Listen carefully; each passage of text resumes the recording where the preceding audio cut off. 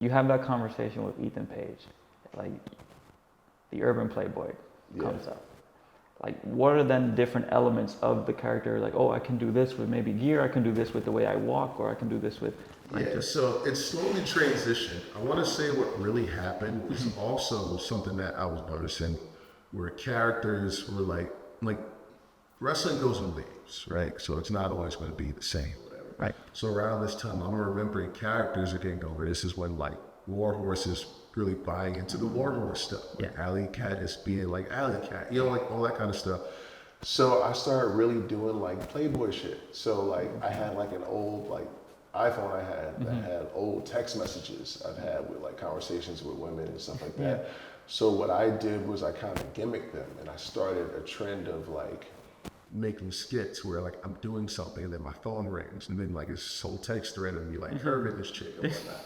And it was funny and it was getting over, so I would start doing that like every week. Okay. And then I would add that in with like what I'm doing at Rise or like whatever wrestling stuff I can put into it. And the problem I ran into is like a lot of promoters, well, some promoters weren't grasping the gimmick. Yeah. They were trying to give it a name of something else or whatever. You know, some of these people just don't come from that, so they don't get it. You know, like there's no difference from like Cameron doing something or whatever.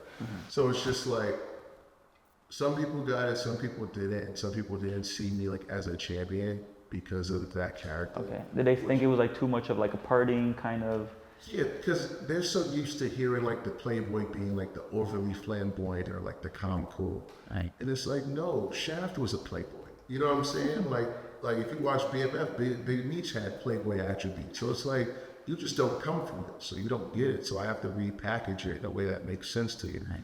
And I find it very funny because like if you look at me, like I'm still intimidating. Yeah. So I can do whatever the hell I want. I don't care if I listen to Barney coming down the streets. Like I'll still get up and come smack you. You know what I mean? Yeah. So it's like you really want to play this game, but like I just found different ways to like tweak stuff, whether it's like changing my music or like making my look more urban hip hop or whatever the case may be. Yeah. Okay. So, and I'd also say that Exit has helped me a lot.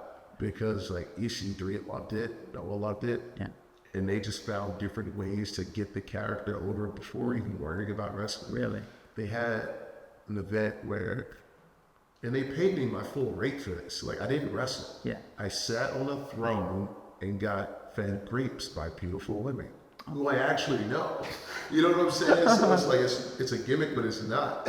So like, so yeah, and like that shit got over real well. The crowd, some loved it, resonated with it, hated it, but you know, like it created like that's what that is. Yeah. You know what I'm saying? And I don't think a lot of promoters or wrestlers are taking the time to cultivate this kind of stuff, to like build new stars and really think about like what is the overall presentation. It's not just two guys in the ring.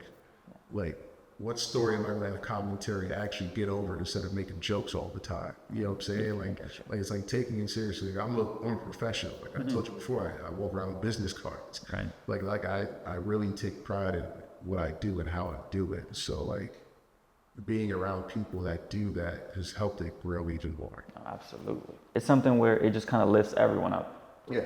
Because then you like you said, you gave me a business card right here. Yeah. And it was like, okay, cool. I see you're an NWA, or I see you're multi-time champion. And it's you like, see, I was in movies. Like, you know what I mean? Exactly, like, exactly. And that's another thing too. So people were trying to like a lot of people liked the text thread or whatever, and then like the promoters felt however they felt about it, some of them. But that ended up making me money because I got my first endorsement deal at the time with a beverage company that like they tailored toward like college kids and whatnot. It was like a protein alcohol. It was insane. Protein alcohol is great, yeah.